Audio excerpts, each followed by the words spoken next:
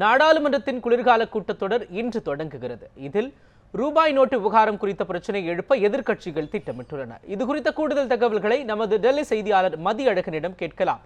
மதி, சொல்லுங்க, இன்று கூடும் நாடாளுமன்றத்தின் குளிர்கால கூட்டத்தொடர் எந்த அளவிற்கு முக்கியத்துவம் வாய்ந்தது? இது குறித்து சொல்லுங்க மதி. நாடாளுமன்ற குளிர்கால கூட்டத்தொடர் இன்று தொடங்கி டிசம்பர் மாதம் 16ஆம் தேதி வரைக்கும் நடைபெற இருக்கிறது. மொத்தம் 22 அமர்வுகளாக இந்த கூட்டத்தொடரானது நடைபெற இருக்கிறது. இந்த கூட்டத்தொடரை பொறுத்த வரைக்கும் பல்வேறு முக்கிய பிரச்சனைகளை எதிர்ப்ப எதிர்க்கட்சிகள் திட்டமிட்டிருக்கின்றன. ஆனால் மத்திய அரசை பொறுத்த வரைக்கும் மொத்தம் 25 மசோதாக்களை நிறைவேற்றுவதற்கு மத்திய அரசு முடிவு செய்திருக்கிறது. இந்த 25இல் 4 மசோதாக்கள் ரயில்வே துறையை சம்பந்தப்பட்டதாகும். மற்றவை பொறுத்த வரைக்கும் மத்திய அரசு மிகவும் கடுமையாக முயன்று கடந்த மழைக்கால கூட்டத்தொடரில் மசோதாவாக நிறைவேற்றிய ஜிஎஸ்டி மசோதாவிற்கு சட்ட அங்கீகாரம் வழங்கும் வகையில் அதற்கு சட்ட அங்கீகாரம் அளிக்க வேண்டுமானால் தற்பொழுது அது நிறைவேற்றப்பட வேண்டும். அதற்கு மத்திய அரசு தீவிர முன்னுரிமை கொடுத்து வருகிறது. அதே போல ஐஏஎம் என்று சொல்லக்கூடிய இந்திய மேலாண்மை நிறுவனங்கள் அமைப்பது தொடர்பாகவும் ஒரு மசோதா நிறைவேற இருக்கிறது. அதே போல வாடகை தாய் மசோதாவை நிறைவேற்றுவதற்கு மத்திய அரசு முடிவு செய்திருக்கிறது. விவாகரத்து சட்ட திருத்த மசோதாவை நிறைவேற்றுவதற்கு மத்திய அரசு முயன்று இருக்கிறது. இதே போல 25 மசோதாக்களை நிறைவேற்றுவதற்கு மத்திய அரசு முடிவு செய்திருக்கிறது.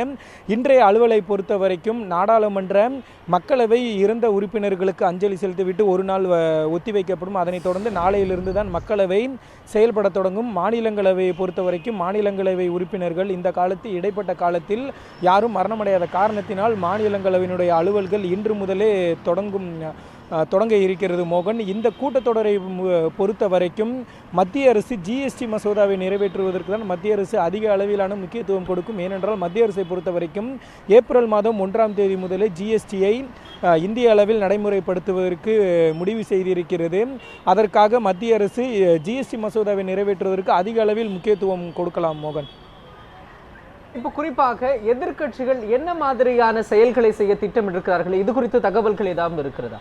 அதாவது எதிர்க்கட்சிகளை பொறுத்த வரைக்கும் பல்வேறு பிரச்சனைகளை இந்த கூட்டத்தொடரில் எழுப்புவதற்காக ஒன்று கூடியிருக்கிறார்கள். குறிப்பாக கடந்த 2 தினங்களாக எதிர்க்கட்சியினர், அதாவது காங்கிரஸ், சமாஜ்வாடி, பகுஜன் சமாஜ்வாடி, இரு கம்யூனிஸ்ட் கட்சிகள், அதே போல ஆர்ஜேடி உள்ளிட்ட பல்வேறு கட்சிகளும் ஒன்றிணைந்து ஆலோசனை நடத்தி இருக்கிறார்கள். மத்திய அரசிற்கு நெருக்கடி கொடுக்க திட்டமிட்டு இருக்கிறார்கள். குறிப்பாக 500 மற்றும் 1000 ரூபாய் நோட்டுகள் தடை செய்யப்பட்ட விவகாரத்தில் அனைத்து கட்சிகளும் ஒன்றிணைந்து ஒருமித்த குரல் எழுப்ப திட்டமிட்டு இருக்கிறார்கள். இதற்கான ஆலோசனைகளும் கடந்த 2 நாட்களாக நடைபெற்று வந்தது.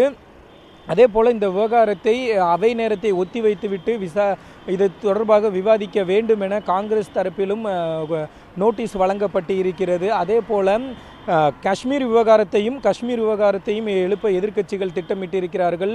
ரூபாய் நோட்டுகள் விவகாரம், காஷ்மீர் விவகாரம், அதே போல எதிர்க்கட்சியினர் கைது செய்யப்பட்டது, அதாவது இந்த ஒரே ஊதியம் ஒரே பதவி உள்ளிட்ட அந்த கோரிக்கையை வலியுறுத்தி முன்னாள் இராணுவ வீரர் ஒருவர் தற்கொலை செய்து கொண்டார். அந்த விவகாரத்தில் ராகுல் காந்தி மற்றும் அரவிந்த் கெஜ்ரிவால் கைது செய்யப்பட்டு இருக்கிறார்கள். அதே போல NDTV தொலைக்காட்சிக்கு தடை விதிக்கப்பட்டு இருக்கிறது. உள்ளிட்ட முக்கிய விவகாரங்களை எழுப்புவதற்கு எதிர்க்கட்சிகள் திட்டமிட்டிருக்கிறார்கள். தமிழகத்தை சேர்ந்த திமுக, அதிமுகவை பொறுத்த வரைக்கும் காவிரி பிரச்சனை, இலங்கை மீனவர் பிரச்சனை, ஜல்லிக்கட்டு பிரச்சனை ஆகியவற்றை எழுப்ப திட்டமிட்டு இருக்கிறது. அதே போல திமுகவை பொறுத்த வரைக்கும் நேற்று அனைத்து கட்சி கூட்டத்தில் கலந்து கொண்ட கனிமொழி, திமுக நாடாளுமன்ற மாநிலங்களவை உறுப்பினர் கனிமொழி குறிப்பிட்டது போல திமுகவை பொறுத்த வரைக்கும் காவிரி விவகாரம், மீனவர் பிரச்சனை உள்ளிட்டவற்றை பிரதானமாக எழுப்ப திட்டமிட்டு இருக்கிறார்கள். ஆனால் அதாவது அனைத்து கட்சி கூட்டம் முடிந்த பிறகு செய்தியாளர்களிடம் பேசிய நாடாளுமன்ற விவகாரத்துறை அமைச்சர் அனந்தகுமார் என்ன தெரிவித்திருந்தார் என்றால், அனைத்து கட்சிகளும் தங்களது கோரிக்கைகளை தெரிவித்தனர், அரசும் அதை பரிசீலிக்கும் என்று தெரிவித்திருக்கிறார்கள். ஆனால் எதிர்க்கட்சிகள் எழுப்பக்கூடிய அனைத்து கோரிக்கைகளையும் மத்திய அரசு ஏற்றுக்கொள்ளுமா என்பதை பொறுத்தே இந்த நாடாளுமன்ற குளிர்கால கூட்டத்தொடரானது எந்த அளவிற்கு சுமூகமாக நடைபெறும் என்பதை நம்மால் கூற முடியும். மோகன், உங்களுடைய கூடுதல் தகவல்களுக்கு நன்றி மதியழகன்.